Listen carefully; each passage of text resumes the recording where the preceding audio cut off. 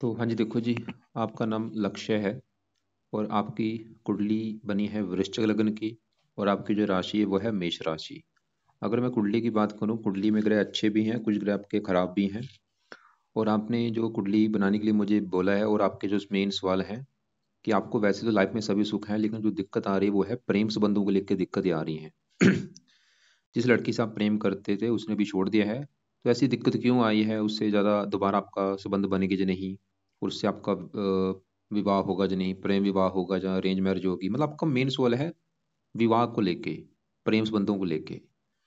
तो ये पूरा आपको मैं विस्तार से समझाऊंगा, लेकिन सबसे पहले आपको मैं थोड़ी सी कुछ बेसिक जानकारी समझा देता हूँ। बेसिक जानकारी ये है कि जो कुंडली होती है इसमें टोटल 12 ग्रह होते हैं और 12 ग्रह मैं लिख देता हूँ। ये है आपका पहला घर, ये है दूसरा घर, तीसरा घर, चौथा, पांचवा, छठा घर, सातवां, आठवां, नौवां, दसवां, ग्यारहवां और ये 12वां घर। ये जो मैंने 12 घर लिखे हैं, इन घरों से आपके जीवन के बारे में कुछ ना कुछ पता किया जाएगा। जैसे कि पहले घर से देखा जाएगा कि आपका शरीर कैसा होगा, आपकी हेल्थ, आपका स्वभाव, आपका रंग रूप, आपकी पर्सनैलिटी, सर मस्तक, इस पहले घर से देखेंगे। दूसरा घर आपके धन जोड़ने का है। तीसरा घर छोटे भाई बहन। चौथा घर माता, मकान, वाहन। पांचवा घर आपके बच्चों का है और आपकी पढ़ाई का। ये छठा घर शत्रु रोग कर्जे का है। सातवां घर आपकी है पत्नी का घर। आठवें घर से उम्र आपकी देखेंगे। नौवें घर से भाग्य है। 10वां घर काम काज का है। 11वां घर है लाभ। और 12वें घर से आपके खर्चे देखेंगे। मतलब जो कुछ देखना है वो घर देखना है और घर का मालिक देखना है। जैसे कि मान लो आपका सवाल है आपके काम काज को लेके, तो 12 घरों में जो काम काज का घर है वो है 10वां घर। तो काम काज के लिए हमें 10वां घर देखना पड़ेगा। और 10वें घर में नंबर है 5। 5 है सिंह राशि, मालिक बना सूर्य। तो आपके काम काज के लिए हमें सूर्य को देखना पड़ेगा। ऐसे ही मान लो आपने अपने आमदनी देखनी है, तो 11वां घर है आमदनी का। 11वें घर में 6 लिखा है, 6 है कन्या राशि, मालिक बना बुध। तो आमदनी के लिए बुध को देखना पड़ेगा। मतलब जो कुछ देखना है वो घर देखना होता है और घर का जो मालिक है वो मालिक देखना होता है। तो अब देखो जी, मोटा मोटा सबको बेसिक जानकारी समझ आ चुकी है। अब बात करते हैं भविष्यवाणी की। तो सबसे पहले देखो जी, आपका जो सवाल है विवाह को लेके, प्रेम को लेके, वो मैं कवर करता हूँ। तो सबसे पहले देखो, अभी जैसे मैंने आपको बोला कि 12 ग्रहों से कुछ ना कुछ देखा जाएगा। ऐसे ही जो 7वां ग्रह है, ये 7वां ग्रह किसी भी कुंडली में 7वां ग्रह विवाह का होता है।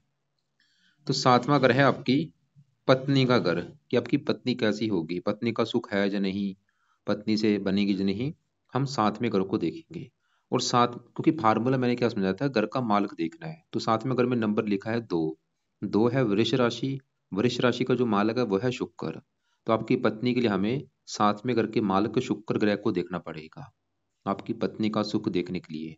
और शुक्र ग्रह के अलावा 7वें घर में शनि बैठा है, शनि को भी देखा जाएगा भाई। और शनि के अलावा इस 7वें घर के ऊपर दृष्टि है जिसकी, वो है मंगल की चौथी दृष्टि। मंगल को भी देखा जाएगा। मतलब 3 ग्रह देख के डिसाइड होगा आपकी पत्नी के बारे में कि पत्नी कैसी होगी, पत्नी का सुख है या नहीं। तो सबसे पहले देखो जी, मैं 7वें घर के मालिक शुक्र की बात करूंगा कि वो कैसा है। तो शुक्र आपका देखो जी, 7वें घर का मालिक मतलब पत्नी घर का मालिक शुक्र कहाँ बैठा है कुंडली के दूसरे घर में। और यहाँ पे देखो जी, दूसरे घर में ही 4 ग्रह बैठे हैं, केतु भी है, बुध भी है, सूर्य है, शुक्र, 4 ग्रह बैठे हुए हैं दूसरे घर में। आपको मैं एक एग्जांपल थोड़ा सा समझाता हूँ। एग्जांपल ये है कि मान लो एक घर है, मान लो मैं आपकी बात कर रहा हूँ, आपका जो घर है, आपके घर में मान लो 4 कोई बंदे आपके घर में आके बैठ चुके हैं। अब चारों में मान लो कुछ आपके दोस्त हैं, कुछ आपके दुश्मन हैं। तो जो आपके दोस्त होंगे वो आपके घर का अच्छा करेंगे, लेकिन जो दुश्मन होंगे वो आपके घर में नुकसान करेंगे। घर में कोई सामान तोड़ सकते हैं, चोरी कर सकते हैं। वो काम यहाँ पे चारों के साथ होगा। ये चारों जो है, ये दूसरे घर का कुछ अच्छा करेंगे, दूसरे घर का कुछ नुकसान करेंगे। अभी जो दूसरा घर है किसका? दूसरा घर है आपके धन जोड़ने का घर, कि आप अपनी लाइफ में धन जोड़ेंगे कितना। दूसरा घर आपके परिवार का भी है, परिवार कैसा होगा। दूसरी घर वाणी का भी, वाणी कैसी होगी। अब यहाँ पे पहले मैं सबसे पहले शुक्र की बात करता हूँ कि वो कैसा है, क्योंकि जैसे मैंने बोला 7वां घर पत्नी का है, पत्नी घर का मालिक शुक्र है। तो आपका जो शुक्र है ये मुझे अच्छा नहीं लगा। ये आपका समझ लो 100 में से 60% तक आपको खराब फल देगा। तो शुक्र आपका 2-3 कारणों से मुझे अच्छा नहीं लगा। तो शुक्र देखो जी, पहला कारण खराब होने का, ये जहाँ बैठा है दूसरे घर में, ये देखो जी, पहले समझो ये घर है किसका। दूसरा घर है यहाँ पे जो 9 लिखा है, ये गुरु का घर है, दो 9 है धनु राशि, माल किसका गुरु बनता है। तो शुक्र जो है वो गुरु को अपना दुश्मन मानता है। शुक्र खराब होने का पहला कारण कि ये दूसरे घर में दुश्मन के घर में आके बैठा है, शत्रु राशि है। पहला कारण खराब होने का ये। और दूसरा कारण शुक्र खराब होने का ये है कि ये इस घर को पहला घर माने, मतलब शुक्र क्योंकि सातवें घर का मालक है, सातवें घर को पहला घर माने। 1 2 3 4 5 6 7 8, अपने घर से आठवें घर में बैठा है। दूसरा कारण ये हो गया खराब होने का। और तीसरा कारण ये अस्त भी बैठा है, मृत अवस्था में बैठा है, अस्त ग्रह अच्छे नहीं होते। और चौथा कारण ये इस कुंडली में मार्केश भी है। कुंडली में कुछ ग्रह देखो जी योग कारक होते हैं, कुछ मार्केश होते हैं। योग कारक अच्छे होते हैं, मार्केश अच्छे नहीं होते। और शुक्र इसके शुक्र के दो घर हैं, एक तो सातवें घर का मालक है पत्नी घर का, ये इस घर का भी मालक है 12वें घर का। और 12वें घर से खर्चा देखा जाता है, खर्चा, हानि, दान, दंड। तो शुक्र देखो जी 3 4 कारण बने हैं, इसकी वजह से थोड़ा सा खराब है। क्या खराब फल देखा, माल किस घर का है, पत्नी घर का। तो शुक्र देखो जी विवाह भंग योग बना है शुक्र की वजह से, अपने घर से आठवें घर में होने की वजह से विवाह भंग योग बन चुके हैं। शुक्र ही दिखा रहा है कि आपको भाई विवाह संबंधी दिक्कतें आएंगी कोई ना कोई। और एक और बात है, शुक्र देखो जी एक तो सातवें घर का मालक भी है, ये सातवें घर का एक कारक भी होता है कि सातवें घर का कारक कौन है, वो भी शुक्र है। और ये विवाह का भी कारक होता है, विवाह का कारक अगर देखना पड़े शुक्र देखा जाता है। और ये पत्नी का भी कारक है, मतलब 3 4 चीजों का कारक है। सातवें घर का मालक है, सातवें घर का कारक है, पत्नी का कारक है, विवाह का कारक है। और सबसे बड़ी बात ये प्रेम का भी कारक है, मतलब 5 चीजों का कारक है। जो आपका सवाल है प्रेम को लेके, विवाह को लेके, वो इससे जुड़ा हुआ है। देखो 5 चीजों का कारक शुक्र बन चुका है। सातवें घर का मालक, सातवें घर का कारक, विवाह का कारक, पत्नी का कारक, और प्रेम संबंधों का कारक। क्योंकि वो खराब है, इसकी वजह से आपको इन चीजों को दिक्कतें आएंगी, मतलब आपको विवाह में भी दिक्कतें आएंगी, आपको प्रेम संबंधों में भी दिक्कतें आएंगी। और तो शुक्र मतलब विवाह भंग जो कि वैसे ये दिखा रहा है कि आपको भाई विवाह संबंधी दिक्कतें आएंगी। विवाह संबंधी दिक्कतें का मतलब ये है कि जहाँ तो आपका विवाह देरी से होगा, या विवाह हो भी जाता है पत्नी से मनमुटाव होगा, या आपका रिश्ता होगा टूट सकता है, या आपका पत्नी से बनेगी नहीं, मनमुटाव होता रहेगा। शुक्र ये दिखा रहा है। और ये विवाह संबंधी भी दिक्कतें। और क्योंकि विवाह अलग चीज है, पत्नी अलग चीज है। पत्नी का विकार का पत्नी संबंधी भी दिक्कत है, विवाह विवाह संबंधी दिक्कत है, मतलब विवाह में देरी होना, या विवाह रिश्ते होकर टूट जाना, या ये प्रेम का कार्य है, प्रेम संबंधों में दिक्कतें। तो कहीं ना कहीं आपकी जो दिक्कत आ रही है वो शुक्र से जुड़ी हुई है। और अभी ये दशा चली भी हुई है इसकी, देखो क्योंकि इनका जो असर है वो कई गुना बढ़ जाता है दशा में। जैसे बड़ी दशा आपके ऊपर सूर्य की है, सबसे बड़ा आपके ऊपर असर 80% सूर्य का असर है। 19 से चली है, 25 में खत्म हो जाएगी। और दूसरी दशा आपकी चली हुई है शुक्र की, तीसरा महीना 24 से, तीसरा महीना 25 में खत्म होगी। तो शुक्र का सही होना आपके लिए बहुत जरूरी है। बाहर में खर्चे का खर्चा चलेगा, धन के आपके खुद के ऐशो आराम के ऊपर भी आपका धन खर्च कराएगा शुक्र। शुक्र ही दिखा रहा है कि आप खुद के ऐशो आराम के ऊपर, खाने पीने घूमने फिरने के ऊपर भी आपका धन खर्च होगा। शुक्र ही दिखा रहा है। लेकिन आपको मैंने भी बोला था पत्नी के लिए 3 ग्रह देखने पड़ेंगे, क्योंकि साथ में अगर में शनि बैठा है, मंगल की दृष्टि, इनको भी देखेंगे। लेकिन अब यहाँ पे एक मेन सवाल ये है, आप एक पेन कॉपी में लिख लो कि अगर आपने शुक्र ग्रह को सही कर लिया, फायदे क्या होंगे जीवन में। और आपका ये सवाल है कि शुक्र आज देखो, ये एक देखो जी मार्किश भी है, खराब भी है, वैसे अस्त भी है। अस्त का मतलब ये होता है इसका जो अच्छा बुरा फल है वैसे कम हो चुका है। अच्छा फल जो लेना था वो भी कम हो चुका है, बुरा फल भी ठीक है कम हुआ है, लेकिन अच्छा फल भी कम हो चुका है। इसको आप समझ लो खराब ही है आपका, ये अच्छा मत समझना, खराब ही है। क्योंकि मार्किश भी है, और शत्रु राशि में बैठा हो, अपने घर से आठवें घर में बैठा है। तो शुक्र को सही कर लिया, फायदे क्यों होंगे, सवाल ये है। शुक्र को सही कर लिया, सबसे बड़ा फायदा ऊपर में पहले नंबर पे लिख लो कि सबसे बड़ा फायदा ये होगा कि आपके प्रेम प्रसंगों में दिक्कतें नहीं आएंगी। जो आपको प्रेम प्रसंग में दिक्कत आ रही है, जो आपकी प्रेमिका रूठ चुकी है, वो दिक्कतें नहीं आएंगी। दूसरा फायदा, आपका विवाहिक सुख अच्छा होगा, विवाह संबंधी कोई दिक्कतें नहीं आएंगी, विवाह जल्दी हो जाएगा, पत्नी से लड़ाई झगड़े नहीं होंगे, पत्नी से अच्छी बनेंगी, आपका धन खर्च नहीं होगा, कई फायदे होंगे आपको। तो शुक्र को सही कैसे करना, अब सवाल ये है। तो सबसे पहला जो इसका उपाय है, अभी आप शुक्रवार आज लगता है, हाँ आज शुक्रवार है, लेकिन अगले अगले शुक्रवार से आप शुरू कर लेना। तो पहला उपाय है कि आप इसके जो मंत्र हैं वो एक बार पूरे करो, जो कि हैं 16 संकल्प लेके। जो अभी शुक्रवार आएगा उस शुक्रवार की वेट करो, शुक्रवार अभी जो आएगा। तो शुक्रवार के दिन संकल्प लेना। कैसे संकल्प लेना आप ये बोलना, चाहे आज ले लो संकल्प, आज रात को संकल्प ले लेना, या दोपहर को ले लेना। अभी आपको मैं वीडियो बना के भेज दूंगा अभी, क्योंकि 10:30 बजे हैं। तो संकल्प आप ये लेना कि हे शुक्र देवता जी, मेरा नाम लक्ष्य है, मेरी जात ये है, गोत ये है। शुक्र देवता जी, आप मेरी कुंडली में सातवें घर के हैं मालक, जो कि सातवां घर है पत्नी का घर, विवाह का घर। और मुझे जो दिक्कत आ रही है वो आ रही है कि मैं जिस लड़की से प्रेम करता हूँ, मुझे प्रेम प्रसंगों में दिक्कत आ रही है। मैं चाहता हूँ वो लड़की मेरी वापस आए, उससे मेरा प्रेम संबंध अच्छे बने, मुझे प्रेम संबंध जो दिक्कत आ रही वो ना आए। अपनी मतलब आप प्रार्थना बोलना, जो आपकी वो है रिक्वेस्ट है वो बोलो शुक्र से कि मुझे ये दिक्कत है, मेरी ये दिक्कत दूर हो। तो इसलिए शुक्र देवता जी, मैं आपके जो मंत्रों की संख्या है वो पूरी करने जा रहा हूँ। तो इस प्रकार आप संकल्प लेके ये 16,000 मंत्र एक बार पूरे कर लो। आपकी मर्जी, आप इसको 4 गुना ज़्यादा भी कर सकते हैं, चाहे 16 कर लो चाहे 4 गुना ज़्यादा मंत्र एक बार पूरे कर लो। मंत्र कितने दिन में पूरे करने हैं? चाहे आपके 21 दिन लग जाए, चाहे 11 दिन लग जाए, चाहे 40 दिन लग जाए, चाहे 2 महीने लग जाए, 3 महीने लग जाए, मंत्र एक बार पूरे करके आप छोड़ देना। मंत्र पूरे कर लो, उसके बाद छोड़ देना। मंत्र है ओम शुम शुक्राय नमः। माला ले लो, माला से ये मंत्र करने हैं। जब आप मान लो अपने मंत्र पूरे कर लिए, फिर क्या करना? छोड़ देना। फिर आपने दूसरा जो उपाय शुरू करना है वो है शुक्र कवच का पाठ। ये है पाठ, 2 मिनट का पाठ है। इस पाठ को रोजाना पढ़ना है, या इसकी ऑडियो गा के सुन लिया करो। कब तक? अभी पढ़ो जब तक आपका विवाह नहीं हो जाता, जब आपकी ये दिक्कतें दूर नहीं हो जाती। तो ये रोजाना पाठ आप पढ़ा करो या इसको सुन लिया करो। 2 मिनट का पाठ है, एक बार पढ़ लिया, दोबारा फिर पढ़ लो, दोबारा फिर पढ़ लो, ऐसे मतलब ज्यादा से ज्यादा ये पाठ पढ़ने हैं, ये इसको सुनना है। तीसरा उपाय, आपने शुक्रवार का व्रत रखना है। हर शुक्रवार के दिन शुक्र देवता का व्रत रखना है आपने। जिस दिन शुक्रवार होगा उस दिन शुक्रवार का जो दिन होता है उस दिन माता लक्ष्मी जी का भी दिन होता है, लेकिन आपने शुक्र देवता का व्रत रखना है। व्रत में क्या करना है? सुबह जब उठोगे नहा धो के, आपका जो घर में पूजा स्थान है वहां पे खड़े होकर प्रार्थना करना कि हे शुक्र देवता जी, आज आपका है दिन शुक्रवार, और आज आपका मैं व्रत रखूंगा ताकि आपकी कृपा दृष्टि बनी रहे, आपका जो बुरा फल है वो मुझे ना मिले। और इस प्रकार आप व्रत रखना। व्रत में क्या करना है? दिन में खाली फल फ्रूट खा लेना, रात को एक टाइम आपने भोजन करना है, और रात को जो भोजन करेंगे उसमें नमक का सेवन नहीं होना चाहिए। दिन में आपने बिल्कुल नमक नहीं खाना। और जिस दिन व्रत रखेंगे उस दिन आप इसकी कथा भी सुन लेना। इसकी जो कथा होती है वो आपको यूट्यूब पे मिल जाएगी, कथा सुनना। तो ये व्रत कितने रखने हैं? व्रत आपकी मर्जी है, 11 रख लो, 21 रख लो, तो ये व्रत रखा करो। अब एक और काम, मान लो आप ये जब मंत्र पूरे कर लेंगे, 16,000 या 4 गुना ज्यादा कर लिया, फिर भी आप कोशिश करना ये मंत्र आप शुक्र का जो मंत्र है वो फिर भी आप करते रहना। मंत्र आप मत छोड़ना। या ऐसे करो, अगर आपको रोजाना इसका मंत्र कर लो, आपके पास दो दो ऑप्शन है।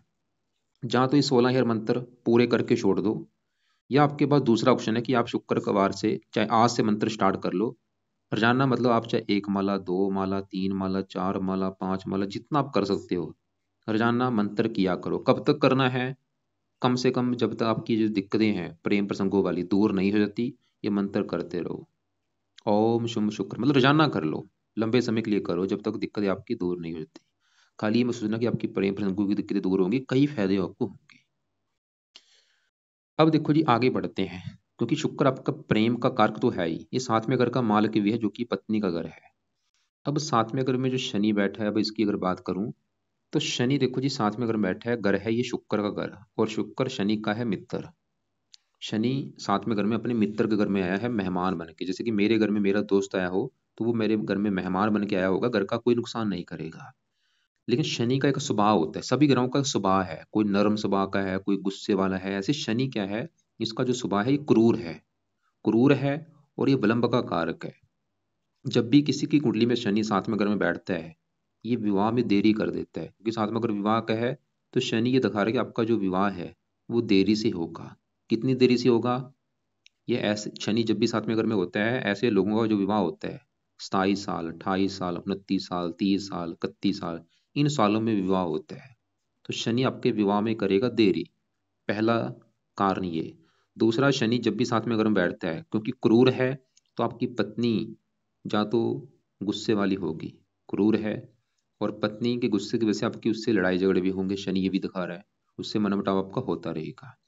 या हो सकता है शनि की वजह से आपकी जो पत्नी है वो आपसे उम्र में काफी बड़ी हो या उम्र में छोटी हो, उम्र में फासला ज्यादा होगा। अगर आप 20 साल के हैं, पत्नी आपकी हो सकता है वो 25 साल की हो या 28 साल की हो, या वो हो सकता है आपसे वो छोटी हो, वो 15 साल की हो, 16 साल की हो। मतलब उम्र में फासला ज्यादा होगा शनि की वजह से। चांस काफी है, लेकिन हो सकता है ज्यादा फासला ना हो, लेकिन ऐसा थोड़ा बहुत तो होगा ही।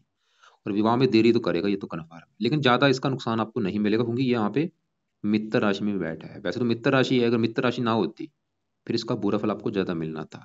मैंने भी जैसे बोला था कि आपकी पत्नी से मनमुटाव कराएगा, लेकिन वो थोड़ा बहुत होगा क्योंकि मित्र राशि में भी है। और इसके शनि के जो अपने घर है वो है, ये तीसरे घर का मालक है। तीसरा घर और चौथा घर, तीसरे घर में 10 लिखा है, मकर राशि मालक शनि। तीसरा घर है पराक्रम, मेहनत, साहस। आपकी पत्नी वैसे काफी पराक्रमी भी होगी, मेहनती होगी, साहसी होगी, उद्यमी होगी। चौथे घर का मालक है मकान वाहन के घर का, यहाँ से अपने घर को देख ही रहा है, आपको मकान वाहन का भी सुख अच्छा मिलेगा लाइफ में। बैठा भी 15 डिग्री का है, वक्री बैठा है। वक्री का मतलब जो अच्छे बुरे फल देगा 3 गुना अधिक मात्रा में। मतलब आप अगर शनि के उपाय करेंगे ये दिक्कत आपको नहीं आएगी, विवाह में देरी नहीं होगी, पत्नी से लड़ाई झगड़े नहीं होंगे। और क्योंकि शनि विलंब का कारक है विवाह, और ये भी आपका रिश्ता तड़वा सकता है, जैसे विवाह से पहले जो रिश्ते होते हैं वो टूट टूट सकते हैं। तो शनि के उपाय करने से ये दिक्कत आपको बिल्कुल नहीं आएंगी। तो शनि के उपाय क्या है, 2 उपाय आपने करने हैं। पहला उपाय, आप हर शनिवार को शनि मंदिर माथा टेकने जाया करो। ये तो है पहला उपाय।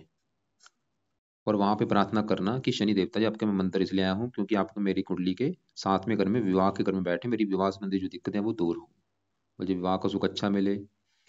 तो पहला उपाय तो ये। दूसरा उपाय, आप शनि चालीसा का पाठ रात को पढ़ लिया करो। ये पाठ पढ़ने से, और ये पाठ कब तक पढ़ना है, जब तक आपका मान लो विवाह नहीं हो जाता।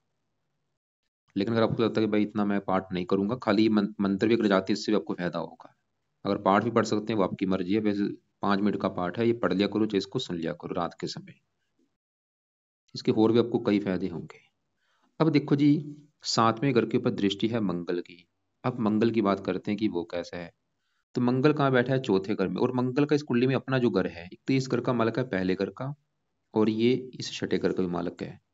जैसे मैंने आपको भी बोला था, कुंडली में कुछ ग्रह योग कारक होते हैं, कुछ मार्गेश होते हैं। मंगल है इस कुंडली में अति योग कारक ग्रह है। मंगल इस कुंडली में इस पहले घर का मालक है। पहला घर सबसे मेन घर है, जो अभी आपको मैंने 12 घर बोले हैं कि पत्नी का घर है, ये बच्चों का, ये माता का, ये छोटे भाई बहन। ऐसे भाई ये जो पहला घर है ये आपका घर है कि आप कैसे होंगे, आपका शरीर, रंग रूप, पर्सनैलिटी, सर, मस्तक, पहले घर से। और पहले घर में 8 लिखा है जो कि वृश्चिक राशि, मालक है मंगल। और ये पहले घर से चौथे घर में बैठा है।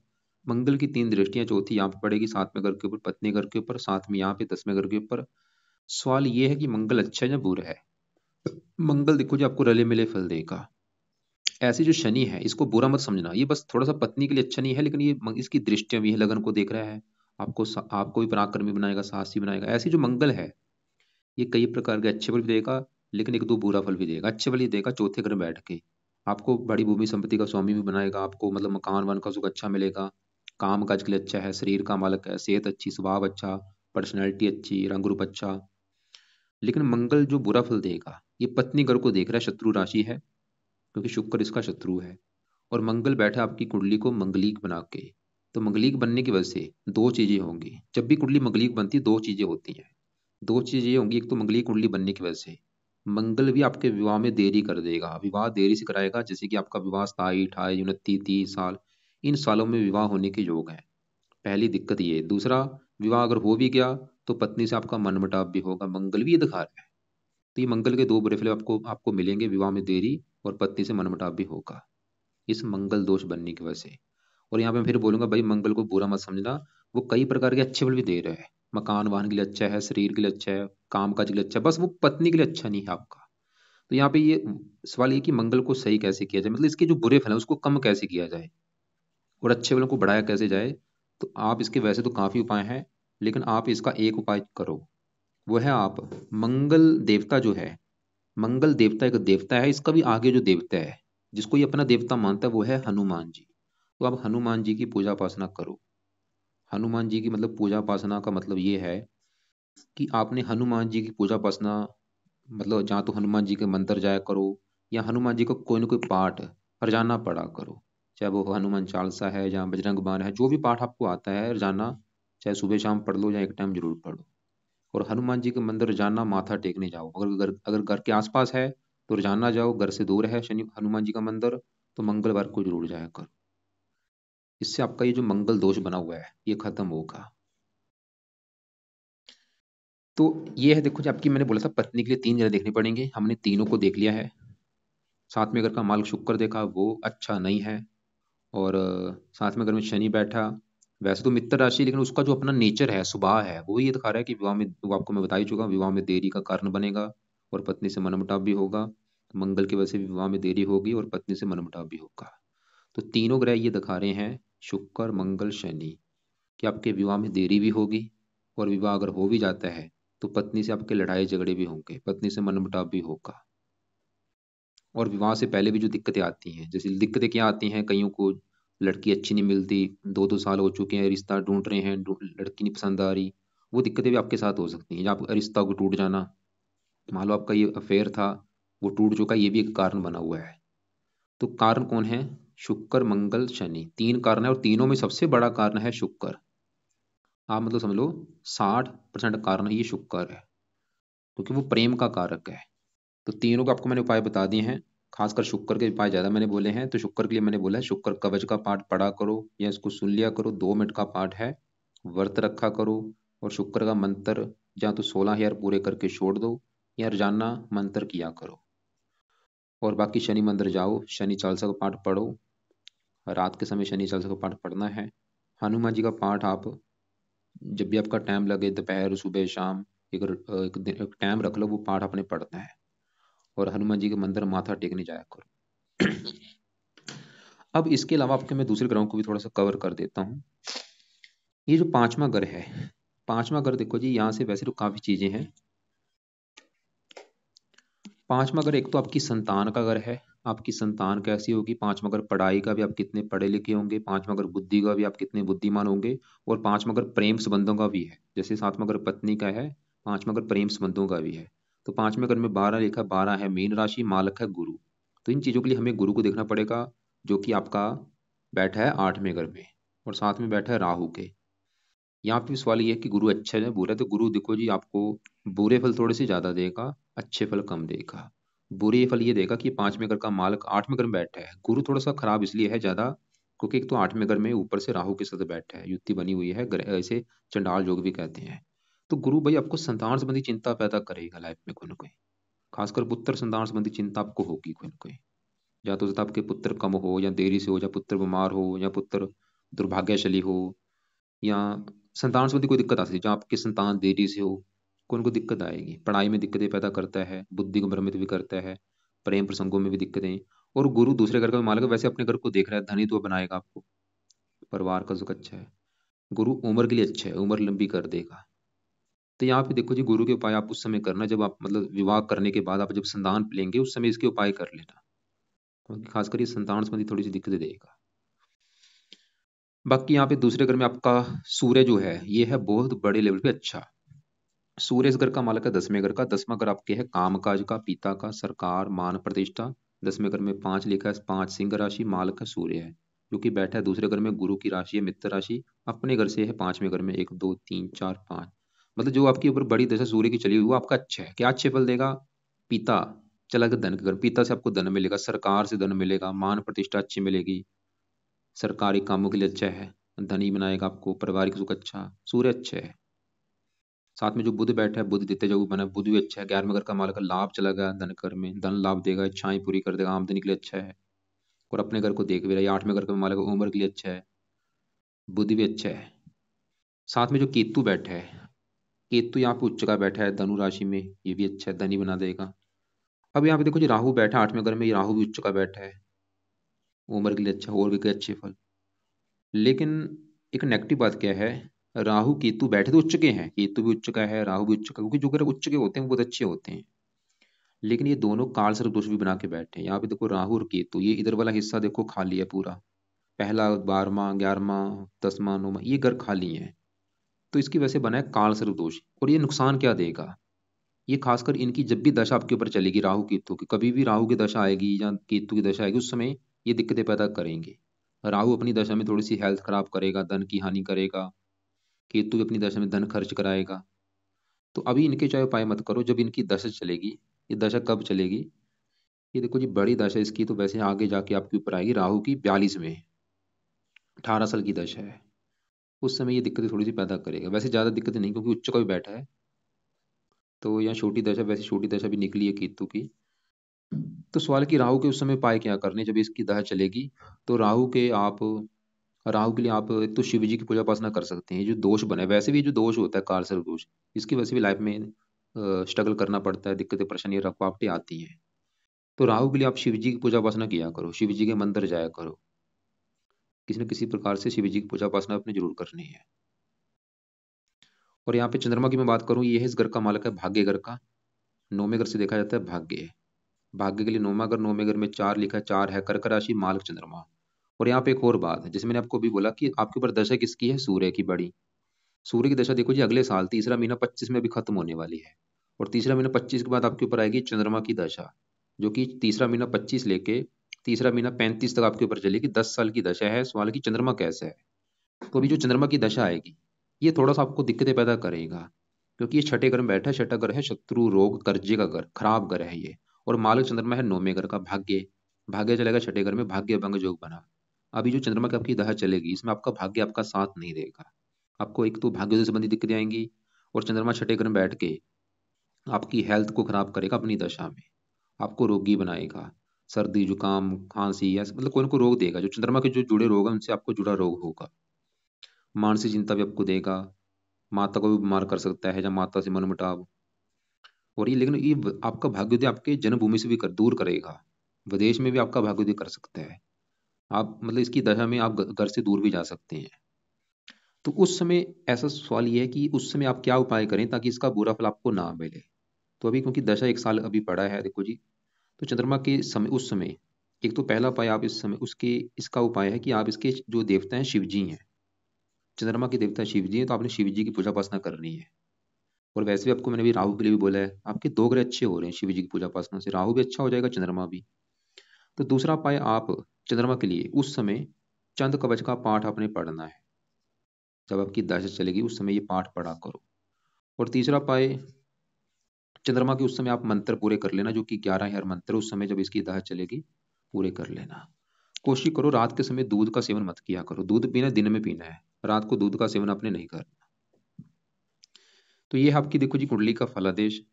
बाकी आपका जो मेन सवाल है उसको मैंने ज़्यादा कवर किया है। और तो एक बार मैं फिर रिपीट कर देता हूँ, मैंने अभी आपको क्या क्या बोला है कि आपके कुछ उपाय हैं सुबह के टाइम, कुछ है रात के समय। तो रात को आपको मैंने बोला कि शनि चालीसा का पाठ रात को पढ़ लिया करो। और शुक्र के जो उपाय बोले हैं वो सुबह के टाइम कर लिया करो। शुक्र कवच, मंत्र जाप, व्रत रखो, कथा करो। और बाकी आप शनि मंदिर जाओ, हनुमान जी का पाठ सुबह के टाइम कर लिया करो। और शिव जी की पूजा उपासना भी किया करो, शिव जी के मंदिर जाते रहो। बाकी जो आपका जो मेन सवाल है, मैं फिर बोलूंगा, जो आपकी दिक्कत आई है, ये प्रेम संबंध क्यों आपके टूटे हैं, क्यों ऐसे दिक्कत आई है, वो बड़ा कारण है शुक्र ग्रह। अब यहाँ पे सवाल ये है कि प्रेम विवाह के योग है या नहीं। पांचवा घर देखो जी प्रेम का होता है, पांचवा घर है प्रेम का, सातवां घर होता है विवाह का। जब इन दोनों घरों के मालक एक साथ बैठे होते हैं, बंदे का प्रेम विवाह होता है, या एक दूसरे को देखते हैं। जैसे पांचवें घर में 12 लिखा, मालक कौन है, गुरु। तो पांचवें घर का मालक गुरु हो गया। अब सातवें घर का मालक है शुक्र। तो शुक्र देखो जी, जब भी मैंने क्या बोला, शुक्र गुरु एक साथ बैठे होंगे, प्रेम विवाह प्रबल योग होता है, या एक दूसरे को देखते हो। यहाँ पे शुक्र है और यहाँ पे शुक्र है, यहाँ पे गुरु है, तो एक दूसरे को दृष्टि दे रहे हैं। सातवीं दृष्टि यहाँ पे पड़ेगी गुरु के ऊपर, गुरु की सातवीं दृष्टि पड़ेगी शुक्र के ऊपर। तो दोनों ग्रह तो ये दिखा रहे हैं कि आपका प्रेम विवाह होगा। काफी मात्रा में आपके योग दिख रहे हैं प्रेम विवाह होने के। लेकिन गुरु भी आपका जो प्रेम घर का मालक गुरु है, वो राहु से पीड़ित है। तो यहाँ पे क्योंकि देखो जो पाए आपको फिर दिक्कत आएगी। वैसे आप गुरु का भी मंत्र आप कर सकते हैं, क्योंकि पांचवें घर का मालक है, प्रेम संबंधों के घर का मालक गुरु है। तो गुरु का भी अगर आप मंत्र आप करते हैं, उससे आपको प्रेम संबंधों में जो दिक्कत आ रही वो नहीं आएगी। तो क्योंकि उपाय ज्यादा हो जाएंगे इसके, चाहे आप अगर आपको लगता है कि कर सकता हूँ, तो इसका भी सुबह के टाइम गुरु का भी मंत्र आप चाहे इसका एक एक दो माला ही कर लो, कम कर लिया करो, करो जरूर इसका भी। ओम ब्रह्म बृहस्पति नमः। बाकी आप ऐसा करना, दोपहर मुझे 1-2 के बीच में, या शाम 6-7 के बीच में कॉल करके पूछ लेना। जो भी आपके सवाल होंगे, अपने सवाल पहले लिख लेना, फिर आप मुझे कॉल करके पूछ लेना।